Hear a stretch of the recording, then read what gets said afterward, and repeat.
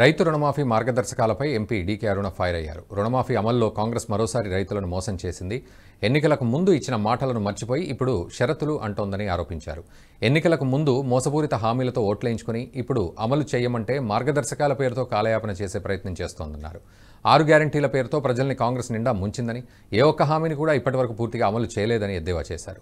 కాంగ్రెస్ ప్రభుత్వానికి చిత్తశుద్ధి ఉంటే ఇచ్చిన మాట ప్రకారం రైతులకు షరతులు లేకుండా రుణమాఫీ అమలు చేయాలన్నారు. కాంగ్రెస్ పూర్తి స్థాయిలో రుణమాఫీ అమలు చేసే వరకు కాంగ్రెస్ను వదిలే ప్రసక్తే లేదన్నారు. రైతుల్ని మోసం చేసిండ్రు, ఇచ్చిన మాట తప్పిండ్రు.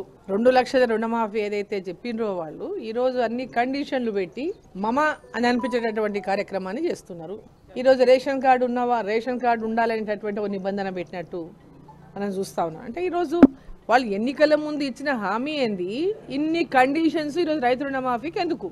ఇచ్చిన హామీని నెరవేర్చుకోవడానికి ఆగస్టు 15 అన్నారు. ఆగస్టు 15 రోజుల లోపల ఇన్ని కండిషన్లు పెట్టి దాన్ని మొత్తం ఎన్ని తక్కువ అయితే, ఎంతమంది రైతులను తక్కువ చేస్తే, ఎన్ని ఎకరాలు తగ్గిస్తే అంతటటువంటి తగ్గించుకునేటటువంటి ప్రయత్నాన్ని చేస్తున్నారు తప్ప ఈరోజు ఇన్ని నియోజకవర్గాలు తిరిగి జిల్లా తిరిగి రైతుల యొక్క సమావేశాలు ఏర్పాటు చేసి సూచనలు సలహాలు, మరి హామీ ఇచ్చే ముందు కూడా అటువంటి సలహాలు సూచనలు తీసుకోవాల్సి ఉండే. వీళ్ళు ఏనాడైతే హామీ ఇచ్చిండ్రో ఎలక్షన్ల ముందు వరంగల్లో ఏదైతే వాళ్ళు రైతుల కోసం ఆనాడు డిక్లరేషన్ అని చెప్పి చేసిండ్రో, మరి ఆ రోజు ఎందుకు వీళ్ళు అందరి యొక్క అభిప్రాయం తీసుకొని ఒక మీటింగ్ ఏర్పాటు చేసి దీన్ని అనౌన్స్ చేయలేదు? డిక్లరేషన్ అని చెప్పి బ్రహ్మాండంగా డిక్లరేషన్ చేసి ఈరోజేమో దానికి నిబంధనలు పెట్టడం లోపల వీళ్ళు 100% తెలంగాణ రైతులని రైతు రుణమాఫీ చేయకుండా మోసం చేసిండ్రు. నిబంధనల పేరిట ఈ యొక్క రైతు రుణమాఫీ పథకాన్ని తుంగలో దొక్కేటటువంటి ప్రయత్నం చేస్తున్నారు. ఇచ్చిన మాట తప్పినటువంటి పార్టీ కాంగ్రెస్ పార్టీ. ఈరోజు అసలు నిబంధనలని ఈరోజు కొత్తగా జిల్లాకు పోయి సూచనలు ఏంది, సలహాలు ఏంది, మీటింగ్లు ఏంది?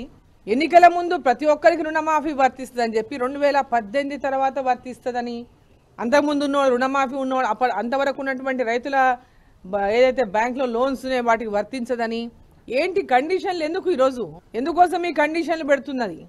ఈ రాష్ట్ర ప్రభుత్వము దివాలా తీసింది, అప్పుల కూరుకుపోయింది, అబద్ధపు హామీలు ఇస్తుందనని ఆ రోజు భారతీయ జనతా పార్టీ పదే చెప్పినా ప్రజలు వీళ్ళు ఇస్తారు 2 లక్షల రుణమాఫీ అనేటటువంటి మాటను నమ్మి ఓట్లేసిండ్రు. ప్రజల్ని ఈరోజు ఓట్లు వేయించుకొని మోసం చేస్తా ఉంది కాంగ్రెస్ పార్టీ.